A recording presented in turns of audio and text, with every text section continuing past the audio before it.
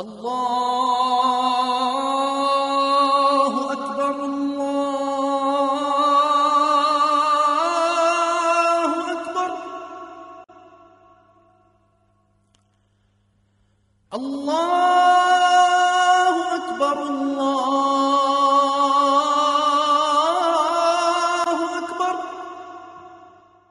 الله أكبر بسم الله الرحمن الرحيم والصلاة والسلام على رسولنا وحبيبنا محمد وعلى آله وأصحابه أجمعين. Assalamu alaikum wa rahmatullahi wa barakatuh. We will continue inshallah in our study of the hadith between Salman and Abu Darda, and we'll focus specifically on that last part of the hadith where he says your community and your family has a right upon you. Now again, these rights, if you begin to list them, there are many of them. And the beautiful thing about Islam and the beautiful thing about the perfect system that Allah subhanahu wa ta'ala has given us is that Allah subhanahu wa ta'ala has commanded us to build something between us that is a facilitator for all of these rights. So every right that you owe to your brother or your sister or your mother, there is something in Islam that is commanded for us to build that facilitates that we will fulfill all these rights. And that is ukhuwah, brotherhood and sisterhood in Islam. That we treat one another as brother and sister. And you can see this throughout the Quran. Allah subhanahu wa ta'ala, every time He talks about those who are successful, He talks about in plural forms. Those who hold fast to the rope of Allah subhanahu wa ta'ala together. Those who join together in what is right, and those who join together in being patient. So constantly throughout the Quran, Allah tells us that in order for us, the facilitator for us to fulfill these huquq is that we have brotherhood and sisterhood between us. And you can see this throughout the ages, from the time of Sayyidina Musa and Harun, where he asked Allah to make Harun his companion and his partner, his brother. He asked that He make him his companion and his partner in this mission. And you can see it throughout the history of Allah's message to mankind. And the Rasulullah taught us this as well. So what we want to do today, inshallah, is discuss some of the ways in which we can build our ukhuwah, our brotherhood and our sisterhood with one another. Number one, وَالَّذِينَ جَاءُوا مِن بَعْدِهِمْ يَقُولُونَ رَبَّنَا اغْفِرْ لَنَا وَلِإِخْوَانِنَا الَّذِينَ سَبَقُونَا بِالْإِيمَانِ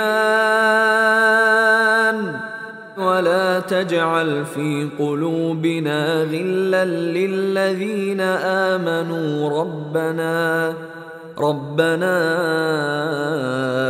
إِنَّكَ رَءُوفٌ رَحِيمٌ.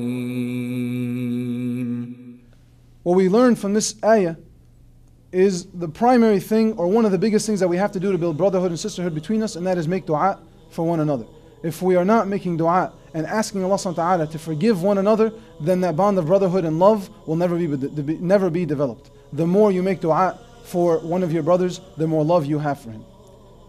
Number two, the Prophet, peace be upon him, was sitting with one of his companions when a man walked by and said, Ya Rasulullah, I love this man for the sake of Allah subhanahu wa ta'ala. And the Rasul asked him, do you tell him that?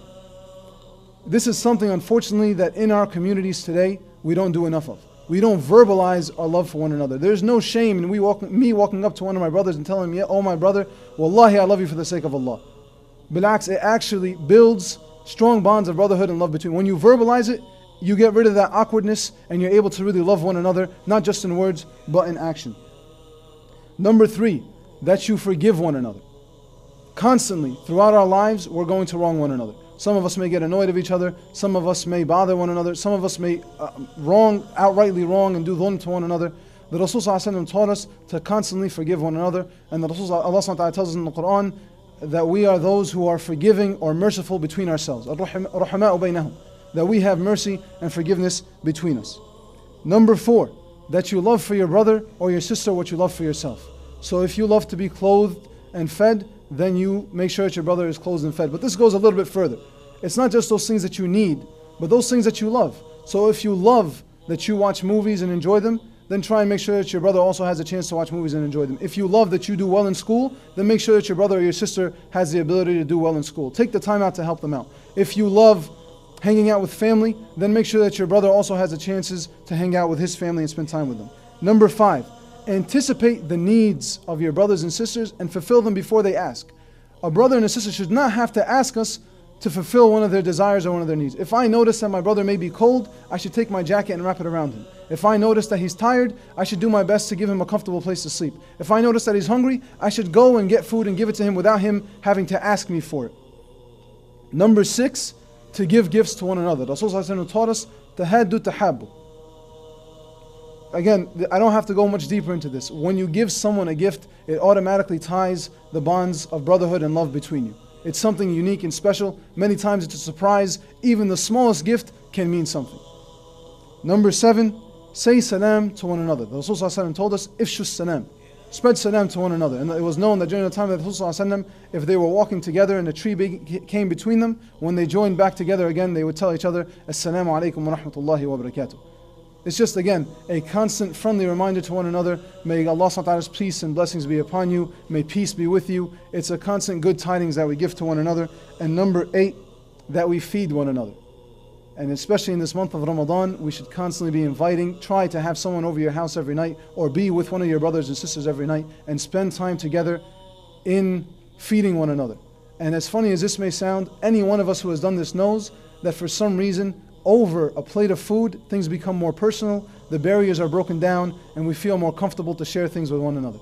So this wisdom and this advice from Rasulullah to share food with one another is really one of the best ways to break down the bonds, and it's something very enjoyable to all of us. So I ask that Allah subhanahu wa ta'ala keep us from those who build bonds of brotherhood between us, and that He makes us successful in all our endeavors. وَقُولِي قَوْلِي هَذَا وَاسْتَغْفِرُ اللَّهَ لِي وَلَكُمْ وَيَا فَوْزَ الْمُسْتَغْفِرِينَ. Assalamu alaikum wa rahmatullahi wa barakatuh.